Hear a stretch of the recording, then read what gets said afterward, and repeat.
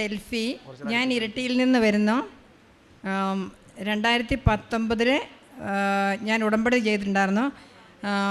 എനിക്ക് കുറേ വർഷങ്ങൾക്ക് അതിന് കുറേ 3-4 വർഷം മുമ്പ് 40 ലക്ഷത്തോളം കടബാധ്യത മക്കളെ പഠിപ്പിക്കാൻ വേണ്ടിയിട്ട്, മോനെ പഠിപ്പിക്കാൻ വേണ്ടിയിട്ട് അങ്ങനെ ഞാൻ എടുത്തതാണ്. പിന്നെ എനിക്ക് സ്ഥലം വിൽക്കാനൊന്നും പറ്റിയില്ല. അപ്പോൾ ഒരു 3-4 വർഷത്തേക്ക് പിന്നെ പലിശയൊക്കെ അടച്ച് ഭയങ്കരമായിട്ട് ലോൺ. എൻ്റെ ഹസ്ബൻഡ് മരിച്ചും പോയതാണ്. അപ്പോൾ എനിക്കാണെങ്കിൽ സ്ഥലം വിൽപ്പനയായിട്ട് നടക്കുന്നുമില്ല. അങ്ങനെ ഭയങ്കര വിഷമിച്ചിരിക്കുമ്പോൾ ഒരു സിസ്റ്റർ എന്നോട് പറഞ്ഞു, ഇങ്ങനെ കൃപാസനത്തിലേക്ക് ഇങ്ങനെ പോകാമെന്ന് പറഞ്ഞ് വിളിച്ചു. അപ്പോൾ ഞാൻ പറഞ്ഞു, ഞാൻ എവിടെയും വരുന്നില്ല എന്ന് പറഞ്ഞു. പിന്നെ ഞാനൊരു പ്രാർത്ഥന ഇങ്ങനെ എത്രയും ദേളമാതാവിൻ്റെ ചെല്ലിക്കൊണ്ടിരിപ്പുണ്ടായിരുന്നു. അപ്പോൾ ഞാൻ എപ്പോഴും ഇങ്ങനെ ഒരു 10-33 ദിവസമൊക്കെ അടുപ്പിച്ച് ഇങ്ങനെ ചെല്ലിക്കഴിയുമ്പോൾ 100-101 ചെല്ലി. അപ്പം അമ്മയോട് പറയും, എന്നെ അമ്മ എവിടെയെങ്കിലും കൊണ്ടുപോകണമെന്ന് പറയും. അപ്പോൾ അത് കഴിയുമ്പോൾ കറക്റ്റ് എവിടെയെങ്കിലും ഞാൻ പോകും. അങ്ങനെ ഒരു ഇതുണ്ട്. അപ്പോൾ ഞാൻ അത് കഴിഞ്ഞപ്പോൾ ഞാൻ വെച്ചത് എൻ്റെ ഒരു പ്രാർത്ഥന കഴിയുന്ന ദിവസമാണ്. അപ്പോൾ ഞാൻ വിചാരിച്ചെന്നാൽ പോയേക്കാം, അമ്മ വിളിച്ചായിരിക്കും എന്നോർത്ത് ഞാനിങ്ങനെ പോന്നു. അപ്പോൾ അവിടെ വന്ന് ഉടമ്പടി എടുത്തു. ഉടമ്പടി എടുത്ത് 3 മാസത്തിനുള്ളിൽ ഞാൻ പിന്നെ ഉടമ്പടി വെച്ച കാര്യങ്ങളെല്ലാം നടന്നു കിട്ടി.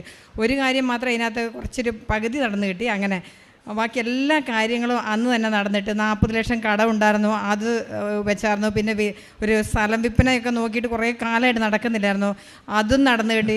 അത് ഞാൻ ഡേറ്റ് ഇട്ട് പ്രാർത്ഥിച്ച്. എത്ര വർഷമായിട്ട് തടസ്സപ്പെട്ട് കിടക്കുക? അത് 4-5 വർഷമായിട്ട് ഞാൻ നോക്കുന്നുണ്ടായിരുന്നു.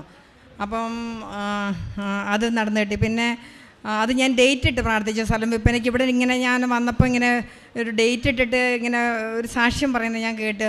അപ്പോൾ ഞാൻ ആ ഡേറ്റ്, ഞാനും ഒരു ഡേറ്റും കിട്ടുമോ. അപ്പോൾ ആ കറക്റ്റ് ഡേറ്റിന് എൻ്റെ സ്ഥലം വിൽപ്പനയ്ക്ക് ആൾ വന്നു. അങ്ങനെ അത് വിൽപ്പനയായി. പിന്നെ മകളുടെ കല്യാണം ഉണ്ടായിരുന്നു, 29 വയസ്സായിരുന്നു മോൾക്ക്. അപ്പോൾ അത് കല്യാണം അന്നേരം നടക്കുന്നില്ല, എനിക്കൊന്നും പറ്റുന്നുമില്ല. അപ്പോൾ അങ്ങനെയുള്ള സമയത്ത് അതും നടന്നു. ഒരു 3.5 മാസം ആയപ്പോഴത്തേനും, അത് 3 മാസം ആയപ്പോഴത്തേനും എല്ലാം ഉറപ്പിച്ചു. അത് കഴിഞ്ഞിട്ട് കല്യാണവും നടന്നു. പിന്നെ വീട് പുനരുദ്ധരിക്കണേന്ന് ഞാൻ പ്രാർത്ഥിച്ചു. എൻ്റെ ഹസ്ബൻഡ് മരിച്ചതിന് ശേഷം പിന്നെ വീടൊന്നും പെയിൻ്റ് അടിച്ചിട്ടുമില്ല. ഒരു 10-12 വർഷമായിട്ട് അങ്ങനെ കിടക്കുമായിരുന്നു. അപ്പോൾ എനിക്കൊരു വിഷമമായിരുന്നു. അപ്പോൾ ഞാൻ മാതാവിനോട് പറഞ്ഞു, അമ്മേ അത് എനിക്ക് റെഡി. അപ്പോൾ ഞാൻ പറഞ്ഞ ആ കാര്യങ്ങളെല്ലാം അതും അപ്പോൾ എല്ലാം റെഡിയാക്കി.